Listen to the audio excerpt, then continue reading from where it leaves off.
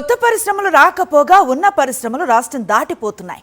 YS Jaganmohan Reddy పాలనలో వచ్చిన పరిశ్రమలను తాము తెచ్చిన పరిశ్రమలు అంటూ ప్రచారం చేసుకోవటం తప్పితే కూటమి పాలనలో సాధించింది ఏమీ లేదు.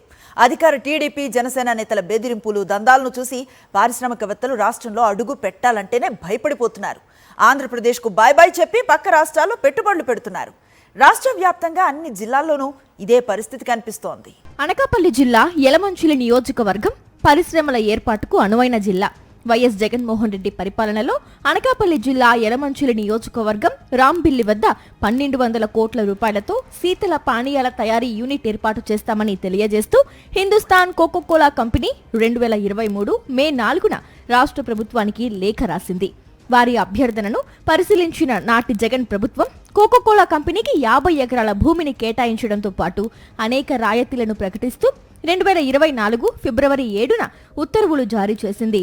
కూటమి ప్రభుత్వం అధికారంలోకి వచ్చిన తరువాత జనసేన ఎమ్మెల్యే విజయ్ కుమార్ కప్పం వసూళ్లతో జంకిన కోకోకోలా పరిశ్రమ పెట్టుబడుల ప్రతిపాదనను ఉపసంహరించుకుంది. రాంబిల్లి మండలంలో పెట్టుబడుల ప్రతిపాదనను ఉపసంహరించుకుని తెలంగాణకు తరలిపోయింది కోకోకోలా కంపెనీ. తమకు కేటాయించిన భూములను వెనక్కి ఇచ్చేస్తామని, తమ కంపెనీ పేరిట ఎలాంటి భూమి ఇవ్వొద్దని మొరపెట్టుకుంటూ కూటమి ప్రభుత్వానికి కోకోకోలా కంపెనీ లేఖ రాసింది. ఈ నేపథ్యంలో 2026 ఫిబ్రవరి 27న కోకోకోలాకు భూ కేటాయింపులు రద్దు చేస్తూ పరిశ్రమల శాఖ ఉత్తర్వులు జారీ చేసింది. విశాఖపట్నంలో మన ఆ రోజు అచ్యుతాపురంలో కోకోకోలాకి ల్యాండ్ ఇవ్వడం జరిగింది. ఈరోజు కోకోకోలా వెళ్ళిపోయింది.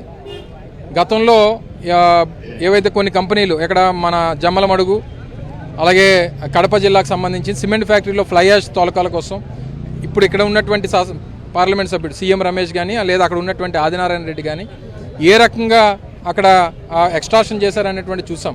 ఇక్కడ స్థానిక శాసనసభ్యులు యలమంచిలో ఉన్నటువంటి స్థానిక శాసనసభ్యులు అక్కడ ఉన్నటువంటి పరిశ్రమల మీద పడి ఏ రకంగా వారిని ఇబ్బంది పెడతా ఉన్నాడు అనేటువంటిది అక్కడికి వెళ్లి పారిశ్రామికవేత్తలను అడిగి చెప్తారు. అనకాపల్లి జిల్లా రాంబిల్లి వద్ద జూపిటర్ రెన్యూవబుల్ ప్రైవేట్ లిమిటెడ్ 2700 కోట్ల రూపాయల పెట్టుబడితో 2216 మందికి ఉపాధి కల్పించేలా పరిశ్రమ పెడతామని ప్రతిపాదించింది.